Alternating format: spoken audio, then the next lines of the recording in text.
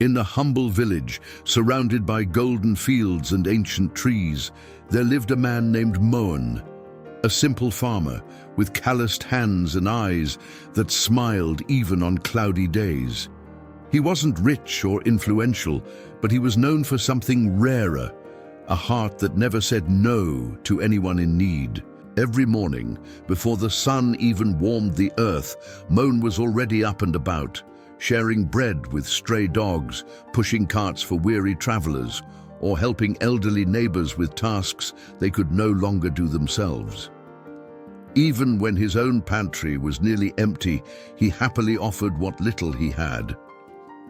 "Why do you always give away everything we have?"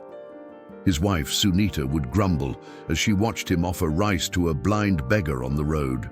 "You think with your heart, Moan, but not with your stomach, and one day we'll go hungry because of it."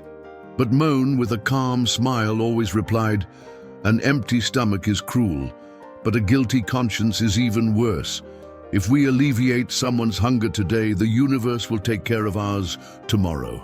Despite her good intentions, reality was pressing. The year's harvest was poor, savings were almost non-existent, and even her own children began to lack basic necessities. The pressure mounted, and Sunita's frustrated looks became more frequent, until one sultry afternoon, when the sky threatened rain, an old man, his skin weathered and his clothes covered in dust, appeared at the door. He was exhausted, leaning on a wooden pie plate, and asked only for water and a piece of bread. Sunita's eyes widened. "Moan, we only have 2 rotis, and they're for the children." But Moan didn't hesitate. He warmed the bread and handed it to the old man with his own hands, along with some hot milk left over from the day before. "Eat slowly, sir. We don't have much here, but what little comes from the heart." The old man came silently.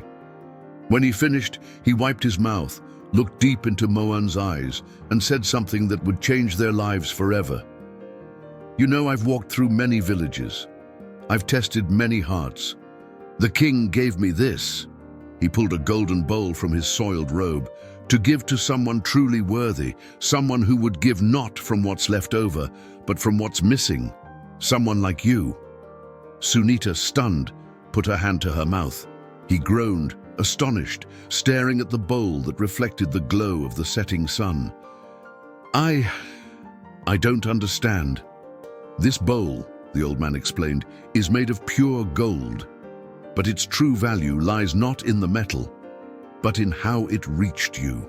Pure compassion, patience without calculation, creates invisible bridges between the heart of man and the bounties of the universe." With these words, the old man spoke to himself with a strength he hadn't seemed to possess before. He smiled one last time and left, and no one saw him again. In the days that followed, everything began to change. The gold from the bowl allowed Moan to buy better tools, quality seeds, and even help other farmers. But most importantly, he remains the same. He never grew bigger, never stopped sharing, now with greater abundance and reach. Sunita, once fearful, began to believe. She understood that what Moan gave wasn't foolishness. It was faith in the form of a gesture. Faith that good, when done with purity, returns multiplied, even if it takes time, even if it seems invisible. Years later, the village remembered Moan not as the man who became rich, but as the man who never stopped giving. And a golden bowl. It sat atop a simple, unostentatious shelf with a phrase carved by Moan. "Karma is the only true religion. Feed a heart today, and life will feed you forever." Final lesson. True generosity expects no applause, no return. But the universe silently listens to every act of giving, and when least expected, responds with justice, with wisdom, and sometimes with a golden bowl.